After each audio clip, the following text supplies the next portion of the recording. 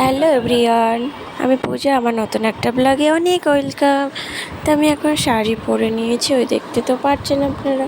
শাড়ি পরে আমি এখন পুজো দিতে যাব বিকেলে তারাপীঠে, কারণ সকাল থেকে প্রচুর ভিড় ছিল আর প্রচুর গরম ছিল। আর আমরা যখন গেছিলাম তখন বাজে 10টা, সাড়ে 10টা, তো অনেক লেট হয়ে গেছিলো। দেখলাম প্রচুর ভিড়। তো তো ওখানকারই একজন, আমরা যেই হোটেলে থাকি সেই দাদার বলছিল এখন না দিয়ে সন্ধ্যার সময় দিন, ওইটাই ভালো হবে। সন্ধ্যার সময় খুব একটা গরম থাকবে না, আর লোকজন থাকবে কিন্তু খুব একটা নয়। তাই আমরা সন্ধ্যার সময় বেরিয়ে সন্ধ্যা হয়নি তখন বাজে 4টে, সাড়ে 4টে বাজে। তো আমরা চলে এলাম এই দোকানে জুতো রেখে এখানে ফুলের ডালি নিয়ে আমরা বেরিয়ে পড়েছি পুজো দিতে। তো ওই দাদাই আমাদেরকে নিয়ে যাচ্ছে ওখানটায় পুজো কোথায় কোন দিকে